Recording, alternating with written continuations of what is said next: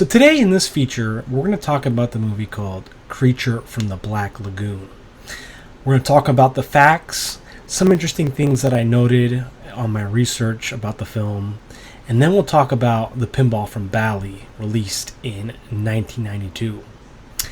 Now, for those of you who have been following my channel, you know that I've been doing a lot of pinball movie features lately. And you'll notice that most of the movies that I've been doing have all been from the 90s and some before then. But this is the first movie that I've watched myself in a long time, a black and white film. And this is probably the oldest one in my series. As you'll note that this movie comes from 1954. But I've always wanted to do a Pinball A Movie presentation on this movie because I feel like it's one of those iconic, creature feature horrors that, if you're a film buff or just a person who likes, film in general, a lot of people will know this movie. And because it's related to the pinball table, I just wanted to watch it and see what I could figure out. And so let's talk a little bit about the facts, and then we'll go into my thoughts and opinions, and I'll share some of the major themes that I noticed, and then I'll have my pinball segment for you at the end. So first things first, Creature from the Black Lagoon was a black and white film released in 1954. I want you to also note that drive-in movies peaked between 1940s to 1960s, and so this movie was released in the middle there in 1954. Also, what is very special about this film is not only that it's black and white, but it was actually filmed in 3D. So there was a time, even back early, let me see, Wikipedia here says, early in the 1950s, there was a brief 3D film fad. So when you would go to the movies to watch this film, they'd give you these glasses, these gray polarizing filters, which could, enable you to see the movie in 3D in more dimensions, right? Kind of gives depth to the water, things like that. But when this movie released, it actually released at a time when that fad was coming to an end.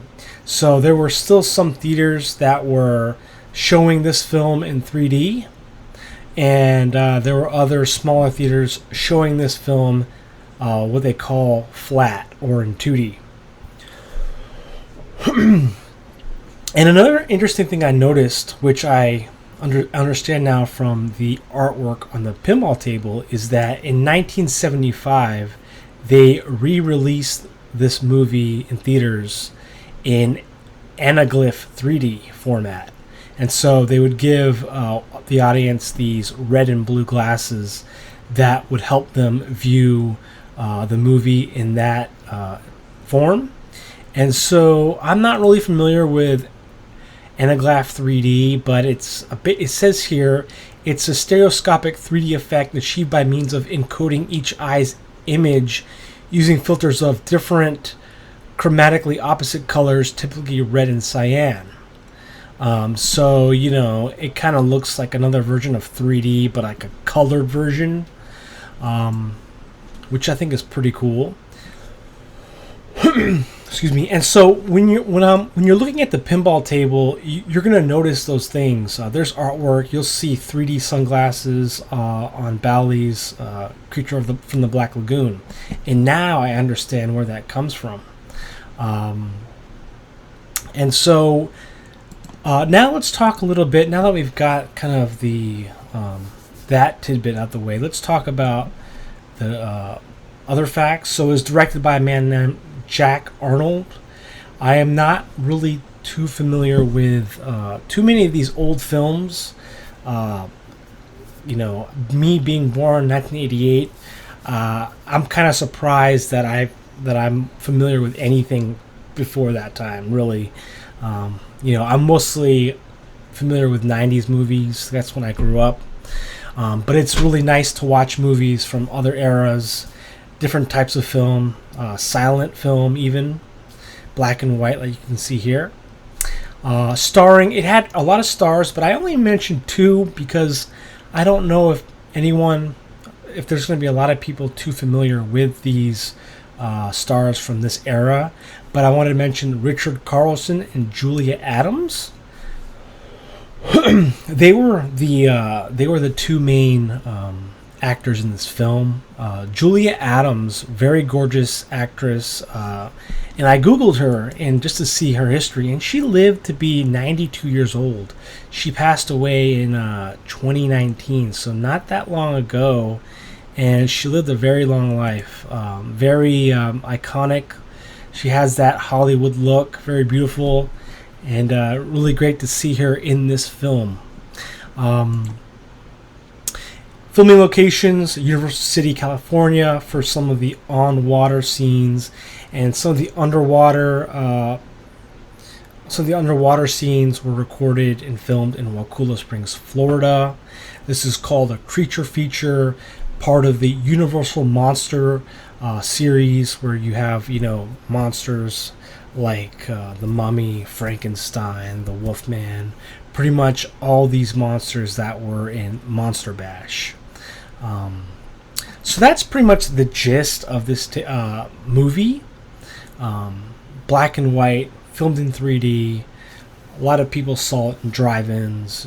As you can see there, the peak of drive-in movies between 1940 and 1960. And you definitely see that when you play the table, which we'll get into later. But now I want to talk to you about the themes of the movie and kind of what I noticed as I'm watching. So one of the themes that I got from this was kind of like a philosophical, almost an existential kind of theme about life in general, forms of life. When you watch the beginning of the film, it kind of talks about how Earth was created, and there's a lot of theme that's really heavy on evolution. And there was a scene in the movie where the two scientists are talking, and they're kind of discussing how some people think it's kind of crazy that there can be other forms of life on other planets outside of Earth. And the other scientist responded saying, well, look no further than, what we have, all the creatures that we have on Earth. All these fascinating creatures underwater that have evolved through time. And so I thought to myself, that is kind of true. I mean, you look at all these crazy fish like the blobfish and all these crazy looking aquatic life at the very, very deep bottom of the ocean, and they look crazy, right? And so you think to yourself, well, why wouldn't a gill man or this walking amphibious creature also be a possibility? Things like Bigfoot almost. And so it becomes very apparent that could be a thing. Like we usually call these things legends or myths, but this gill man, this creature, could very have well been something that can exist, right? Maybe not in the exact way that you see it in this movie, but something very similar. And in this film, they do refer to the lungfish a lot. And I don't really know a lot about fish myself, but the lungfish was actually, it says here on Google, is a freshwater vertebrate belonging to the class Dipnoi. Lungfish are best known for retaining ancestral characteristics, including the ability to breathe air. So that's an interesting kind of caveat there, is that you see lungfish, and lungfish can basically do what the gillman does, right? The gillman can go on land, breathe air, and can go underwater and breathe with water, right? So that's something that you just watch, and it's pretty much a creature feature all in all. It is my first one I've watched, so I can't comment too many on other creature feature films, but the concept of evolution and how species evolved is really prominent in this movie. It just kind of makes you think about life in their life itself in existence. How certain things have thrived and adapted to their environments, and you think about us, right, as humans, how we have adapted. Another thing that I saw in this movie, I don't know if it was done on purpose, but there was a scene where Julia Adams' character, she's swimming in the Black Lagoon, and pretty beautiful scene. I mean, you have a beautiful actress swimming, and the way they filmed it was beautiful. You see her swimming in the water, and then you also see the gill man, the creature from the Black Lagoon, swimming as well, kind of following her her pattern of swimming. And as you watch that scene, you're kind of thinking to yourself, how we kind of adapt to, how the theme of adapting, right? So like the way as humans we can swim in water much like these fish can, much like creatures, that live in the sea, right? And so you kind of have that similarity between them. And there's also a lot of, where it's talking about, when they're going into the Black Lagoon in the Amazon where this gill man is, you think to yourself, who's invading who? Whose home is that? And so the Amazon, even to this day, is home to many, wild creatures, and you get that feeling. It's like we humans are still very, new to this world almost. This Amazon region has existed for many years, and here we are as humans trying to set a footprint on it, but there's still a lot of things that we're uncertain about, still a lot of mysteries. And you think about, there's probably things that we haven't even figured out yet, and maybe there's more animals and creatures that we'll only soon find out later on, right? But yeah, that was the main themes. I thought it was interesting to watch a movie from 1954 being in black and white. I thought that it was, for me, it was okay. Wasn't a terribly long film, only an hour and 18 minutes runtime. But I just thought it would be good to watch a film from this era and to now be able to understand some of the things about the table. So legacy-wise, there was a couple of remakes of Creature from the Black Lagoon. I don't think they were ever as popular. There was Revenge of the Creature in 1955, which was also released in 3D. The Creature Walks Among Us in 1956. And there was a comedic appearance with Abbott and Costello that was called Abbott and Costello Meet the Creature from the Black Lagoon. There's been a couple canceled remakes, but probably the one I like the most was a film that I actually enjoy called The Shape of Water. And The Shape of Water was from 2017, directed by Guillermo del Toro. And so that one is pretty much like a version of, I don't know if I say a remake, but it adds that storyline to the movie, because apparently there's a love aspect, a romance, aspect in the movie itself, in the 1954 version, but that doesn't really get played out so much. You don't really see it, you don't really feel sorry for the monster, the Gill Man, because the technology didn't allow for that.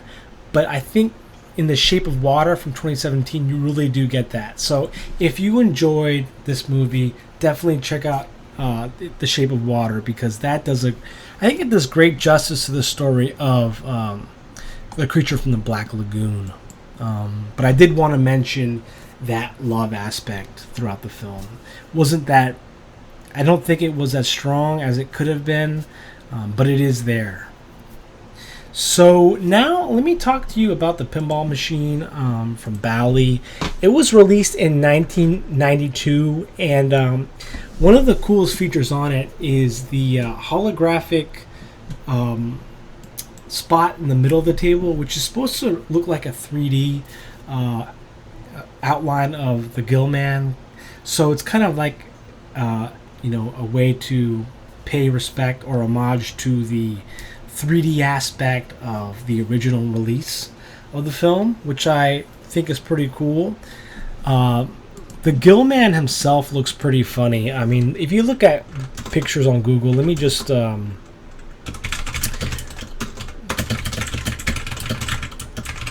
it's just, he looks pretty funny. I mean, it's not really, the movie itself isn't even that scary, really.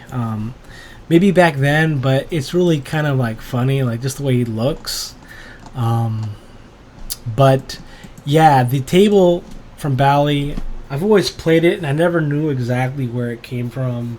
I always thought it was based on something else, but the Bally actually got the license from Universal so that they were able to use the exact artwork on the back glass from the original movie, so that's also something to keep in mind.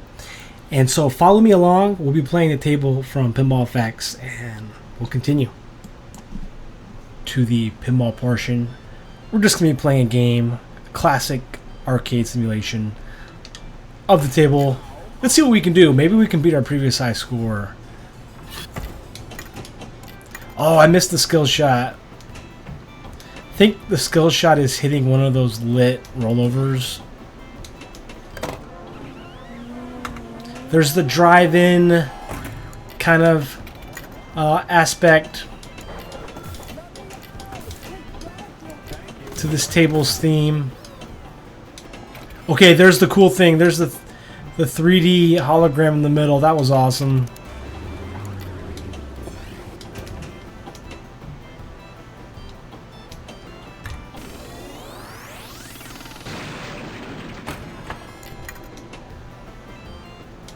I really like that it's kind of set. This table is kind of set at like a drive-in theater.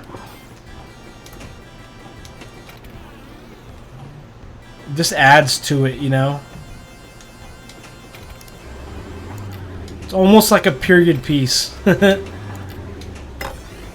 You know, being that this table is from '92 and they're theming the table on a 1954 film and drive-in theaters.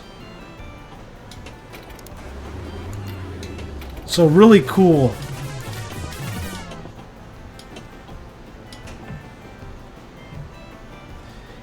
This also makes me think of other tables that, you know, of course you have Monster Bash based on Universal Monsters, right? From, what was it, 98? But it makes me think, what if there were tables... I mean, I think there were a couple tables based on, you know, some of the Universal Monsters, like the Mummy from Gottlieb and stuff. Dracula, Stern had some Dracula tables. I think there was even a Wolfman table. Was there a Wolfman table from like another smaller manufacturer?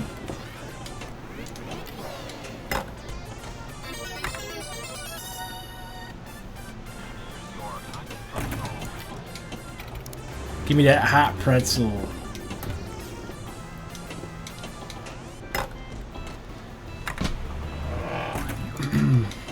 By the way, something I wanted to ask you guys was, has anyone here ever been to a drive-in, ever seen a movie at a drive-in theater before? I've never done it. I've been to outdoor movies, but never like drive-in. So I guess that's the closest I've been, is like an outdoor movie with a projector.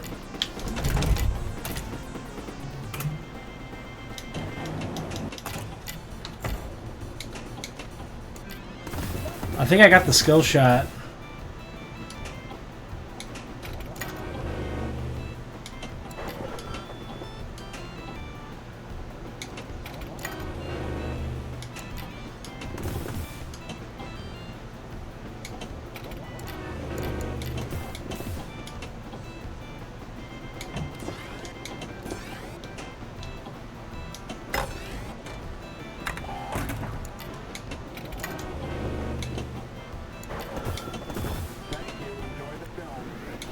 Thank you. Enjoy the film.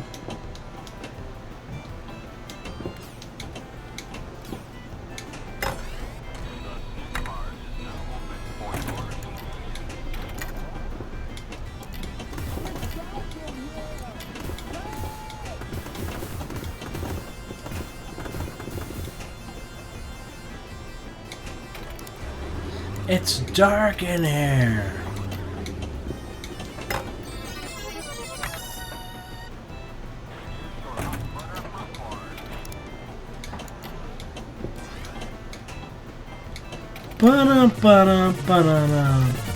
A double feature. I think my high score on this table was like, I want to say around 300 million.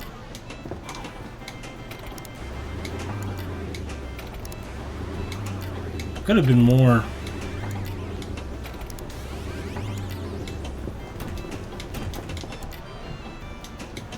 Whoa, that was close.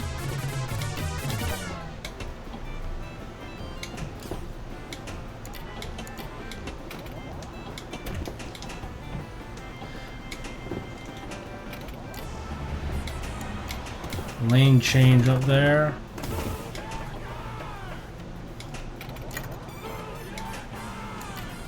Getting some collectibles here.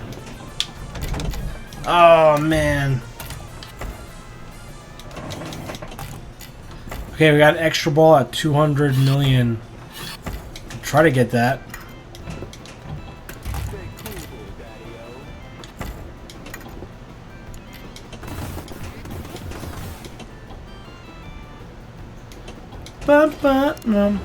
But I've done a couple videos on this table, VPX versions and FX. So I'm not really talking too much about the table right now.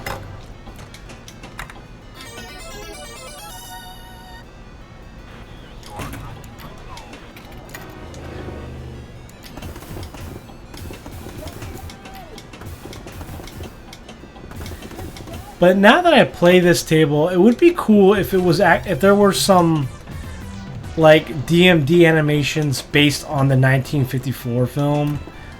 I think you see that in the hologram. I believe you do. Like in the hologram where you see the Gillman, I believe you see some like scenes. But it looks like it's also, judging by the artwork, it seems like it's also based on the 1955 film. Because I think the actress in the 1955 film had blonde hair. And it was a different actress as well. I haven't seen it, but I was just looking at the screenshots on Google, so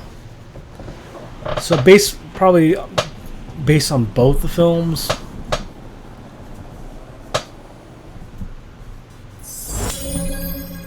Well, guys, thank you for watching me play Creature from the Black Lagoon, and I hope you enjoyed this episode of Pinball A Movie. It's always great doing these things.